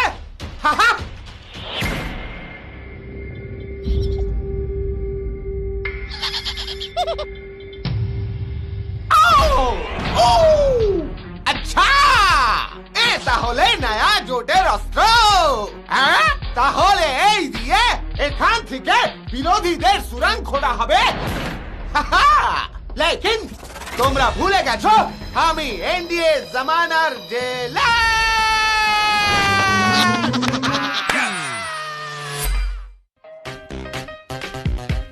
কেস দেবেন না প্লিজ। বিজেপির নিশানায় বিদ্বজ্জনেরা। গতকাল সৌমিত্র খাঁ বিজেপি সাংসদ, তিনি আক্রমণ করলেন কুকুর বলে, আর আজ সায়ন্তন বসু বললেন বাঁদর। দেখুন, এখানে কুকুর বাঁদর থাকে, সেখানে তো গিয়ে লাভ নেই। যারা কাকা করেছিল তারা 500 টাকা পেয়েছিল কাকা করার জন্য। মমতা বন্দ্যোপাধ্যায়ের সঙ্গে ওই বুদ্ধিজীবী নামে যারা রয়েছে, ওরা অ্যাকচুয়ালি ওদের কথা, বুদ্ধিজীবী নয়, ওরা ধান্দাজীবী। নিশানায় সেই বিদ্বজ্জনেরা, কখনো বামপন্থী তকমা লাগানো, কখনো তৃণমূলে। বিজেপি নেতাদের মুখে আবারও কথা। দিলীপ ঘোষ, সৌমিত্র খাঁর পর এবার সায়ন্তন বসু ও বাঁকুড়ার সাংসদ সুভাষ সরকার। সোমবার পশ্চিম মেদিনীপুরের খড়গপুরে সিএএ সমর্থনে প্রচার করেন সায়ন্তন বসু। সেখানেই বিদ্বজ্জনেদের উদ্দেশ্যে বাছাই করা শব্দ ব্যবহার করেন রাজ্য বিজেপির সাধারণ সম্পাদক। যেখানে জনগণ আছেন সেখানে যাব। যেখানে কুকুর বাদর থাকে সেখানে তো গিয়ে লাভ নেই। কুকুর শব্দে আপত্তি থাকলে আপনারা বাদর বলতে পারেন, কুকুর শব্দে আপনাদের আপত্তি থাকে আপনারা বাদর লিখুন, তাতে কোনো অসুবিধা নেই তো। যারা কাকা করেছিল তারা 500 টাকা পেয়েছিল কাকা করার জন্য। আজকাল আর কাকা ছিচি চলছে না, কেন জানেন চলছে না? টাকাটা সময় পৌঁছয়। বাঁকুড়ার 20 নম্বর ওয়ার্ডে সিএ প্রচারে বেরিয়েছিলেন সুভাষ সরকার। সেখানে গিয়ে বিদ্যুৎ জনেদের আক্রমণ করতে ছাড়েননি তিনি। বোঝাতে গিয়ে দেখছি মানুষ নিজেই বুঝে বসে আছে, মানে বাইরে মুখ খুলছে কম, কিন্তু আমরা যেতেই আমাদের সামনে গড়গড় করে তারা সব বলছে।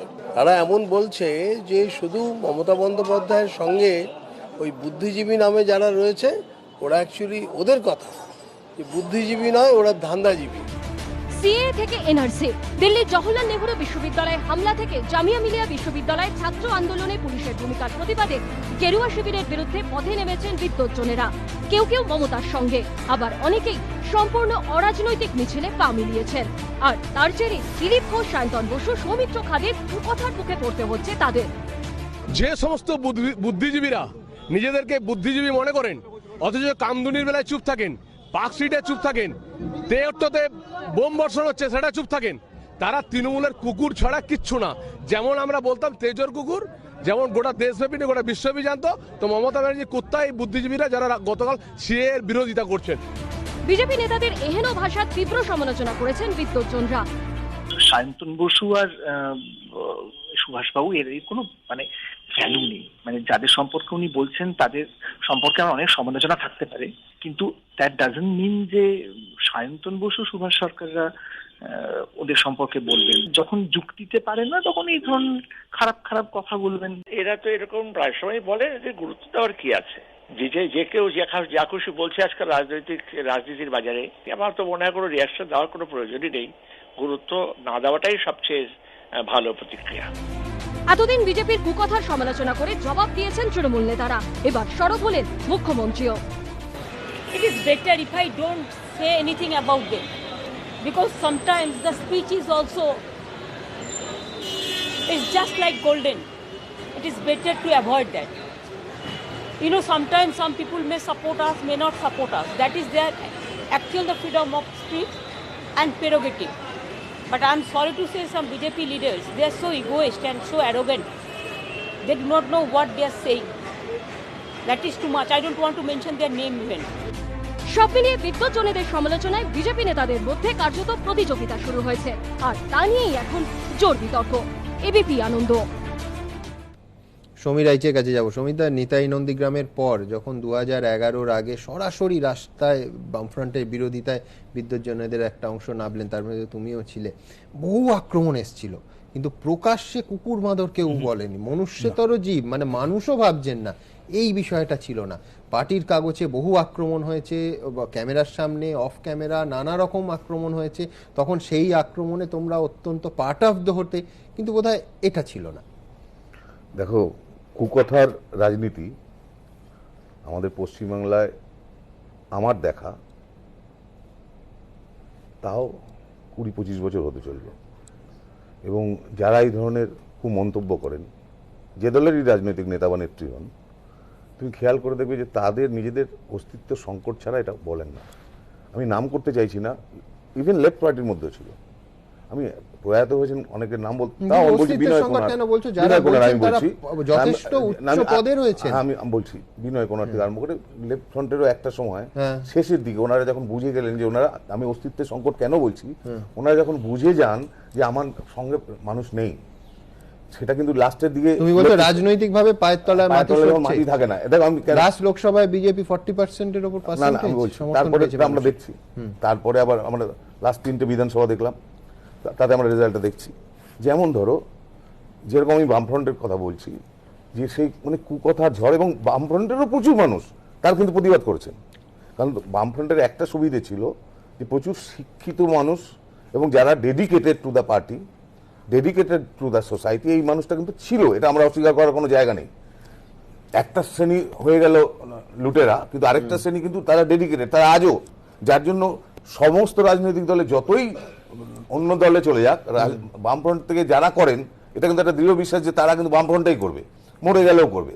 তারপরে আমরা যখন দেখলাম, ধরো বিশেষ করে কামদুনি, পার্ক স্ট্রিট, তখন আমরা যারা আগে আন্দোলন করেছিলাম তাদের অনেকেই আবার সেগুলোকে সাপোর্ট করলো না। এটা কিন্তু হয়েছে, এটা ফ্যাক্ট। আজকে বিজেপির ওরা যা বলছেন এটা কিন্তু হয়েছে। আমি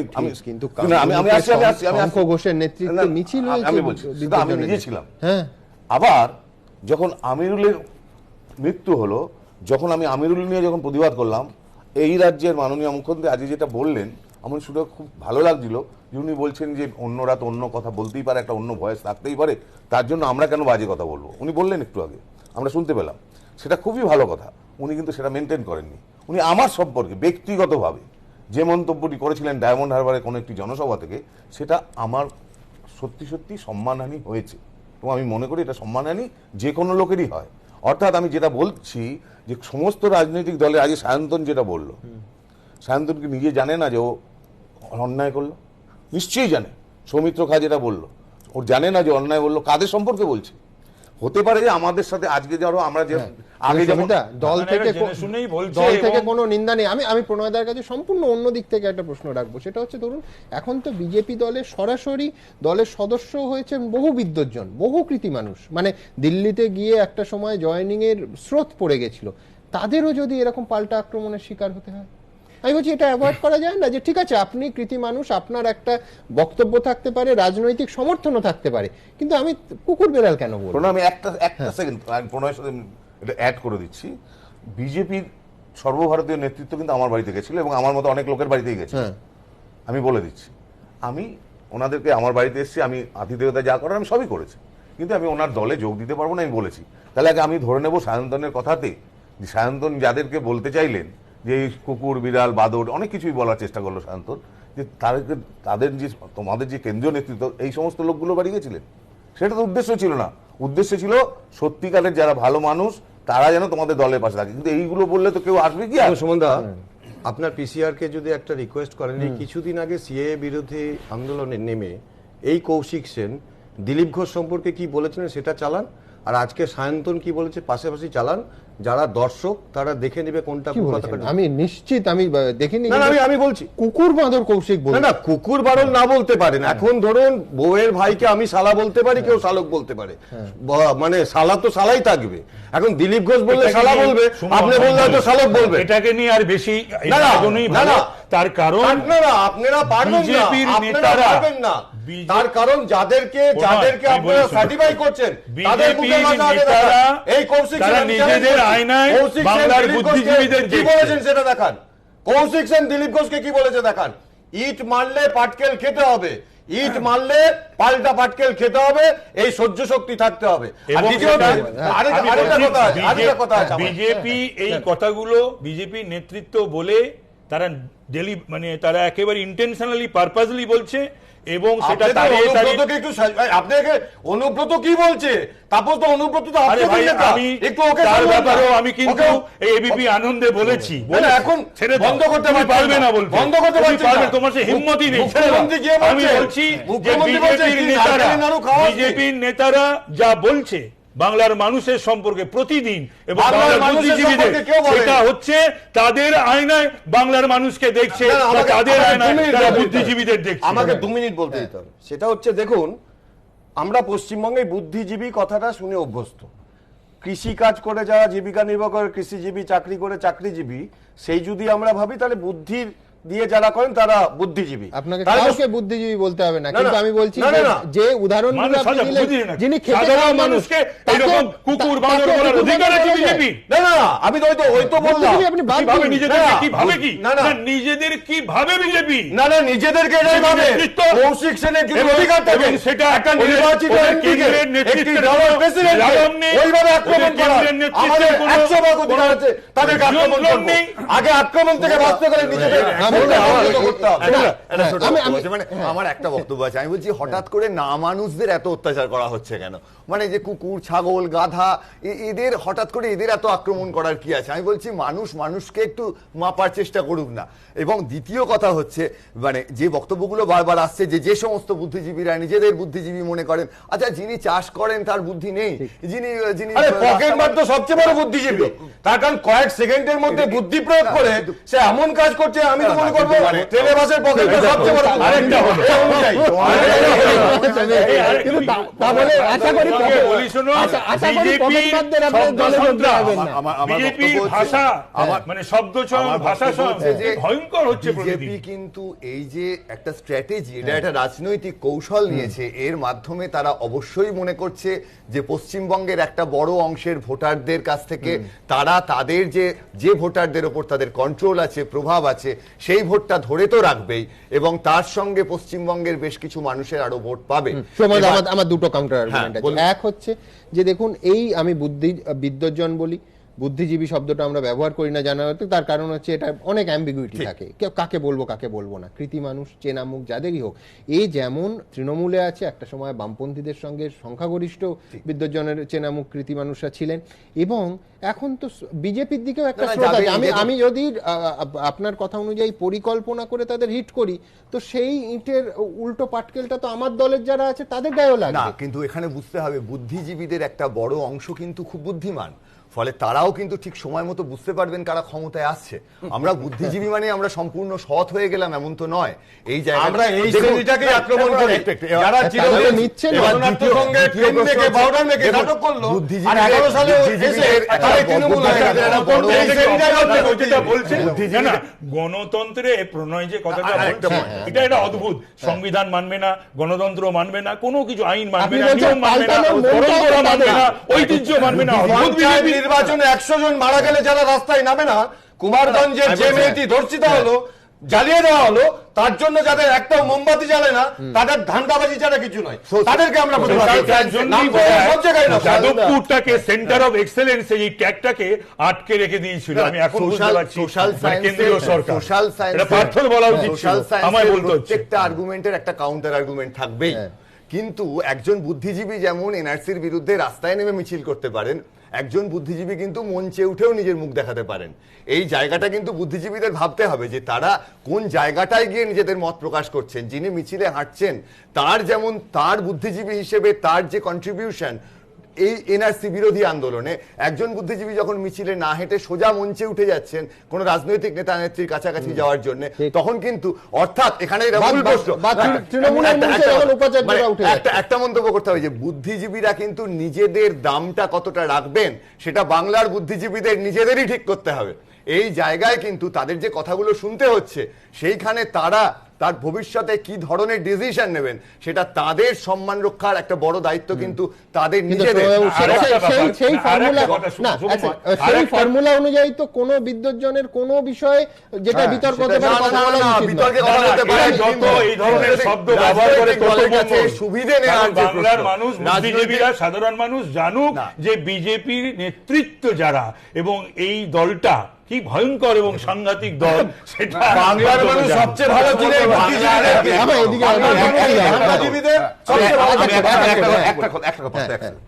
দেখো, যেটা শুভময় বলছে, আমি তার আগে একই কথাই বলেছি। আমরা দেখেছি, আমরা যখন লেফট ফ্রন্টের এগেনস্টে আন্দোলনটা করলাম এবং বহু সামাজিক ইস্যুতে আমরা যখন আন্দোলনের জন্য পথে নেমেছি, আমাদের সাথে তৎকালীন সময় যারা ছিলেন তার একটা বড় টিম কিন্তু শাসক দলের হয়ে থেকে গেলেন। সেটা অপরাধ নয়। অপরাধটা কি? অপরাধ যদি হয়ে থাকে, অপরাধ কিনা সেটাও আমি বলতে পারবো না, কিন্তু সঠিক বিচার নয় বা সঠিক সিদ্ধান্ত নয়। কোনটা? যে তুমি শাসক দলের হতেই পারো, কিন্তু তুমি যখন দেখছো পার্ক স্ট্রিটের মহিলা উপর যে অত্যাচার হলো, তুমি বলছো পার্ক স্ট্রিটের মহিলার চরিত্র খারাপ। তুমি যখন কামদুনি ঘটনা ঘটলো, আমি নাম করছি না, আমাদের রাজ্যের একজন বিশিষ্ট বুদ্ধিজীবী, মোস্ট ইন্টেলেকচুয়াল এবং হি ইজ ভেরি ফেমাস, তিনি গিয়ে ওখানে ফুটবল ম্যাচ খেলছেন 12 দিনের মাথায়, হ্যাঁ, কামদুনিতে, আমি বলে দিচ্ছি। তো এই এবং পরবর্তীকালে পরপর আমিরুল থেকে আরম্ভ করে পরপর যখন পঞ্চায়েত ভোটে এতগুলো লোক মারা গেল, তারা কিন্তু সত্যিই নিশ্চুপ, তারা কিন্তু চুপ। তাদের কাছে কিন্তু জনগণ আশা করেন, যেহেতু তাদের মুখ ফেস ভ্যালুটা আছে, তাদেরকে মানুষ বিশ্বাস করেন। তাহলে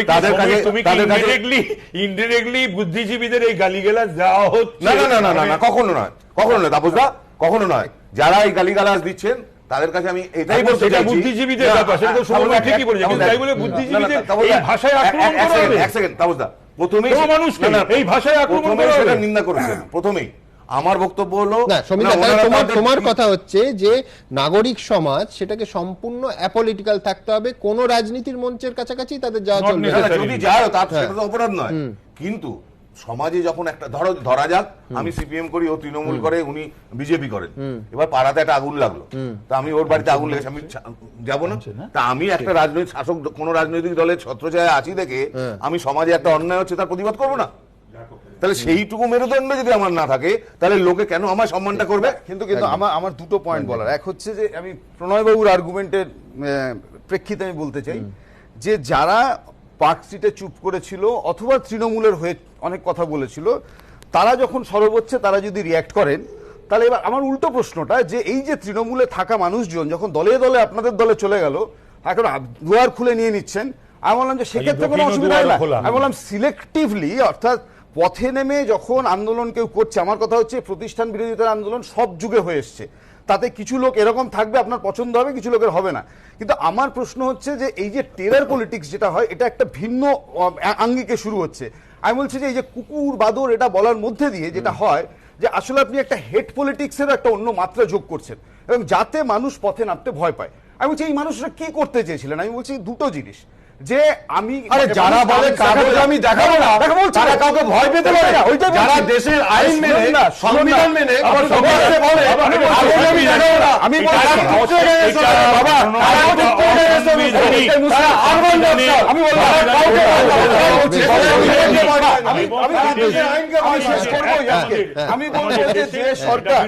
বলবো যে সরকার কাগজের তোয়াক্কা করে না, যারা সংবিধানের মতো বই যেটা সেই কাগজ তোয়াক্কা করে না, তারা মানুষের কাছ থেকে যদি কাগজ দেখতে চায়, মানুষ বলবে আমি কাগজ দেখাবো না, এটা তো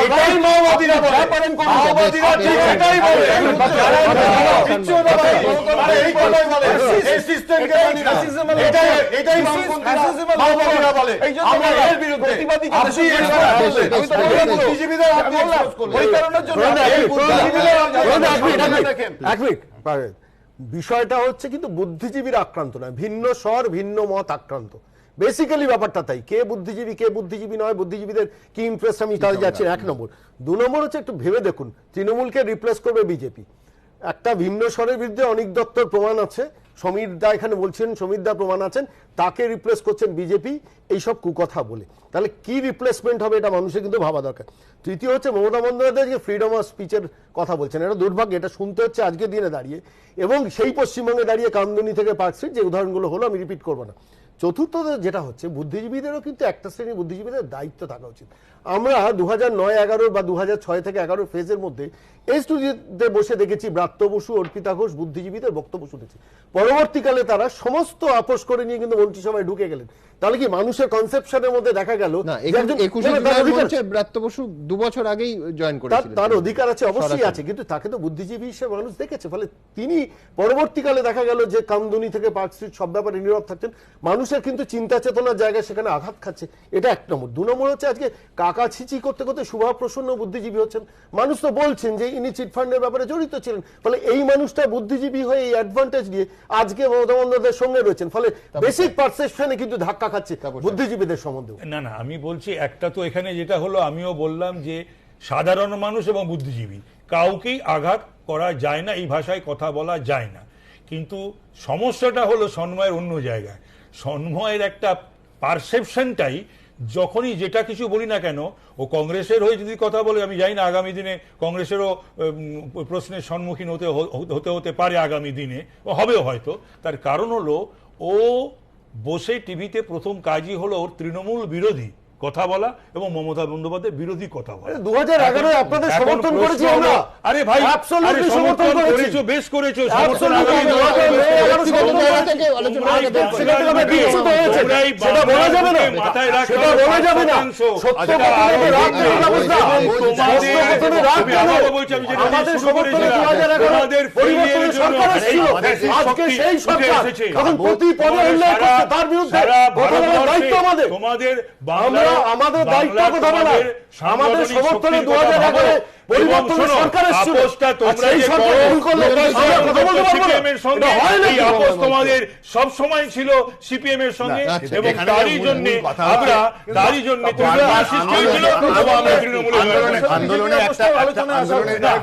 আমি একটা কথা বলছি, তাহলে পরে পার্থর জবাব দিই, তাহলে বাজপেয়ীজির সঙ্গেও একটা আপোষ ছিল শহীদ মিনারে, এবং ভট্টাচার্যের সঙ্গেও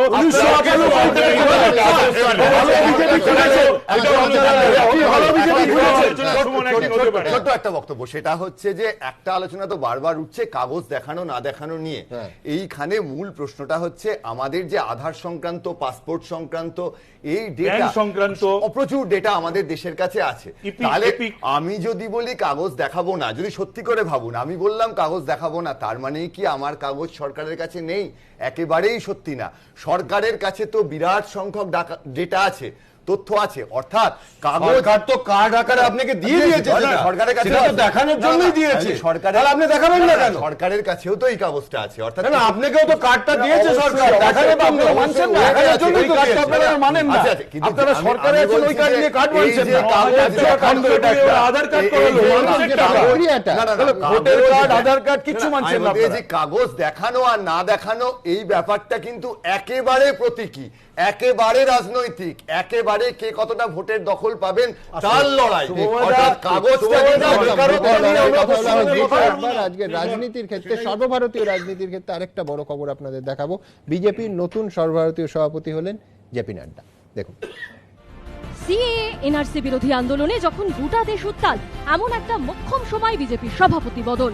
অমিত শাহর চেয়ারে বসলেন জগৎ প্রকাশ নাড্ডা। এতদিন বিজেপির কার্যকরী সভাপতির দায়িত্ব সামলাচ্ছিলেন তিনি। এবার বিনা প্রতিদ্বন্দ্বিতায় বিজেপির নতুন সর্বভারতীয় সভাপতি পদে নির্বাচিত হলেন জেপি নাড্ডা। कार्यकर्ता के रूप में छोटे स्तर पर काम करने वाला हमारा कार्यकर्ता भी इस पार्टी का अध्यक्ष बन सकता है, यही हमारी पार्टी की सबसे बड़ी विशेषता है। उत्तरसूरिर हाथे दलेर बैटन तुले दीते गिये नाम ना करे कांग्रेसके खोजा दिलेन अमित शाह। आज देश के फलक पर देखते हैं तो ढेर सारी पार्टियां अपने लोकतांत्रिक स्वरूप को खो बैठी, अपने परिवारजनों को ही येन केन प्रकारेण अध्यक्ष बनाना, मुख्यमंत्री बनाना, इसकी दौड़ में, इसकी होड़ में रहती है। केवल एकमात्र भारतीय जनता पार्टी ऐसी है जो परिवारवाद के आधार पर नहीं चलती, कार्यकर्ता के गुण, अनुभव, समर्पण, पार्टी निष्ठा और देश के प्रति उसके लगाव को देखकर अपना राष्ट्रीय अध्यक्ष, प्रदेश अध्यक्ष और नीचे तक का संगठन तय करती है। मोदीर गलातेও একই সুর। तब हमारे सामने एक बहुत बड़ी चुनौती थी, हम किसी भी हालत में सरकार और दल के बीच की जो लकीर है उसको कभी भी खत्म नहीं होने देंगे। हम इसमें जो आवश्यक मर्यादाएं हैं और मर्यादाओं का पूरी तरह पालन करेंगे। কিন্তু বিশেষজ্ঞদের একাংশের দাবি, সভাপতির চেয়ারে যেই বসুন না কেন, 2014 থেকে বিজেপি হোক কিংবা সরকার, চালিকা শক্তি দুজনের হাতে, মোদী আর অমিত শাহ। আর তাই জেপি নাড্ডা নামে সভাপতি হলেও শেষ কথা বলবেন এই দুজনেই, যদিও অপর অংশ অবশ্য এটা মানতে নারাজ। ধরুন অমিত শাহ যবে থেকে হোম মিনিস্টার হয়েছেন, সেই দিনই হচ্ছে অমিত শাহ এবং নরেন্দ্র মোদী হচ্ছে জেপি নাড্ডাকে ওয়ার্কিং প্রেসিডেন্ট বানিয়েছিলেন।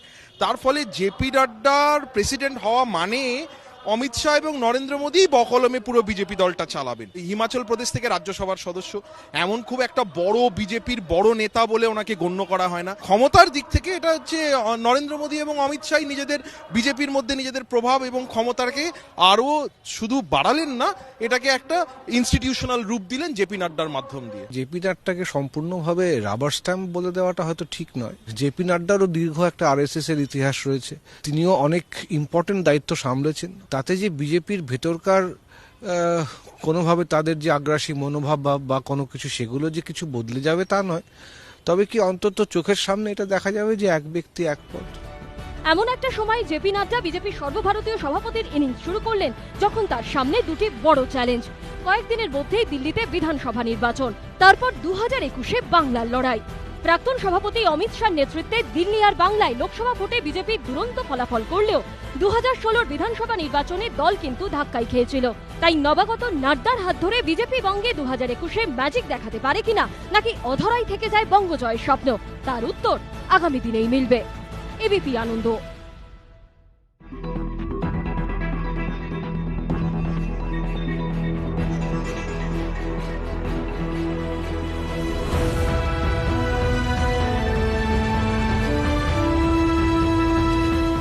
ঘন্টা খানিক সঙ্গে সুমন নিবেদন করছে আধুনিক টিএমটি বার্স, ভরসা হামেশা, international institute of hotel management, Asia's largest hotel school chain.